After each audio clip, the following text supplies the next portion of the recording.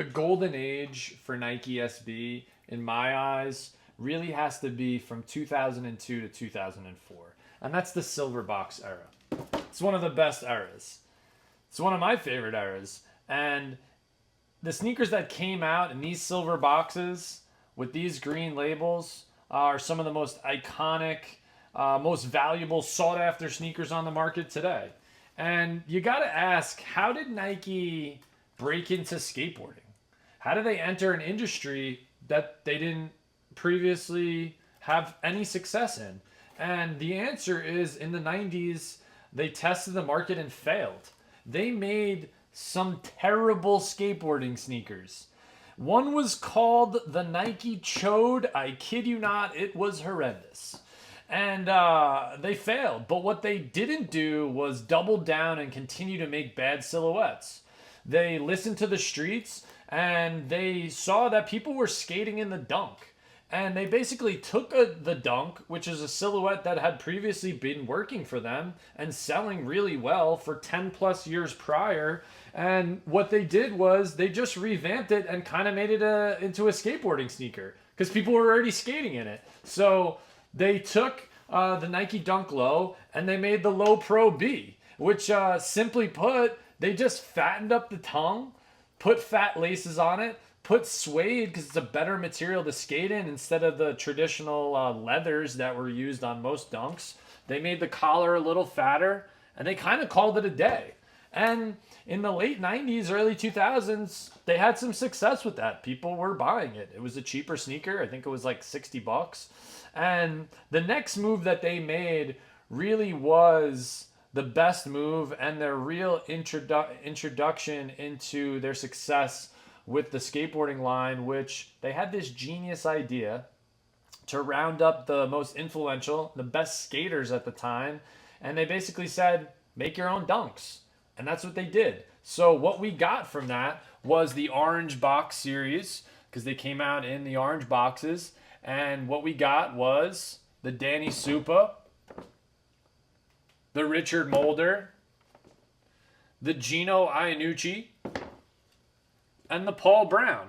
Now, the first series SBs that I just showed you, no doubtably that they're some of the best sneakers, hands down. And they paved the way for the silver box series and the series to come past that and after that. But the sneakers that came out during this era were just different. And they just went buck wild. The success of that just led them to do whatever they wanted, it felt like. And the color combinations and the material choice, it just didn't feel forced. And I think that's why they're so sought after and they're so valuable today. So I just want to share with you guys some of my favorite silver box SBs. And this is when I got into collecting sneakers. So just want to share with you some of the sneakers in my collection from the silver box era. And some of the more iconic ones. I obviously don't have all of them. But when I think of my favorite silver box, it's got to be the Tweeds, hands down. This is a Dunk Low. The colorway on this is Baroque Brown Mushroom. And the material choice is just absolutely ridiculous. It's one of my favorite sneakers of all time. This chocolate brown butter suede. You got this mushroom beige suede swoosh with this iconic tweed material. It's just bonkers. It's just one of the greatest sneakers I've ever seen. The first time I saw this sneaker, I was like, what? It doesn't even make sense. And then the next sneaker, especially when I think of collabs, silver box collabs, has got to be the Medicom 1. Now, this is a collaboration with Japanese toy company Medicom, and they're the ones who create the Bear Brick.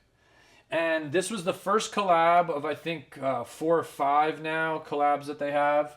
And it's just such a beautiful sneaker. They features this white leather with the double swoosh. This is the first time they did that double swoosh on the dunk. It's just a beautiful sneaker. These were super limited when they came out. I think they were only available through Medicom. Comes with the Medicom dust bag. But that's just an absolute icon of the silver box era. The next sneaker actually came in a pack, and this was the hemp pack. And this is what I'm talking about with just kind of going nuts and just using crazy materials and colorways. The entire upper on this is made of hemp. And this came in a pack with two others, the bonsai and the mahogany hemp. This is the Cascade hemp, which features this hemp upper and this blue Cascade suede swoosh. And it's just such a dope sneaker. I love the sneaker. One of the best of the silver boxes for sure.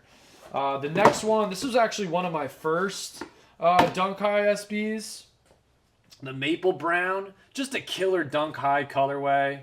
You just can't really go wrong with this. Like, it's like this two-tone with the gum midsole. It's just ridiculous, and it's just effortless. Like, I feel like they were like, yo, we need to do a Dunk High. We need to have it brown suede, and it just worked. Great sneaker. Next sneaker I have to show you, oh man, the Sea Crystals. This is definitely an iconic silver box pair. Definitely one of the more sought after Dunk Highs. If you're an SB collector and you collect the older SBs, you have this in your collection or you're looking for it. And it's just such a great colorway. You know, these three colors together, it just works. You can't really explain the color on this sneaker other than the color, the colorway on the box, which is ice green black sea crystal. And that's exactly what it is. It's just such a beautiful sneaker. The next sneaker, oh, the Ghost. The Dunk High Ghost. Features this dark forest green leather. And I don't even really know what color that this is. It's like a light blue. It's like kind of green. But it just works. The colorway just like works together. And again, this is just another effortless silver box that's just so iconic to that time period.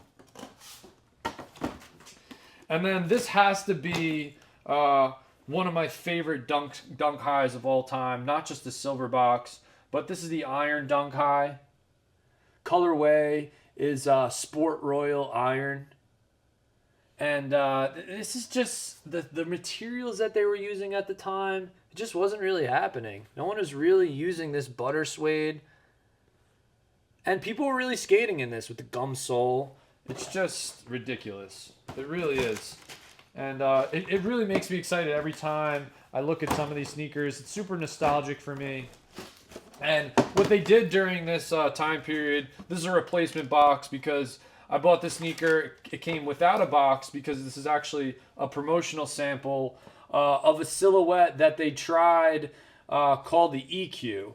And it features this kind of rubber mesh upper, really thin sole. It's got this whole heel cup is this suede. And this is called the Graffiti EQ for this pattern that they have underneath that rubber mesh. And this was a skate model that they tried. They canceled it after a few years. It just didn't really do well. I never really loved the model, but this specific pair I think is just so cool. I think the colorway is crazy. And the fact that it's like a promotional sample, it's just like kind of a piece of sneaker history here. But there you have it. The silver box era, it's one of the best eras of sneaker and skateboarding history. And I hope you guys enjoyed me sharing some of my silver boxes with you, and maybe you learned something about Nike SB history. But thank you so much for watching. I appreciate it, and thank you for spying.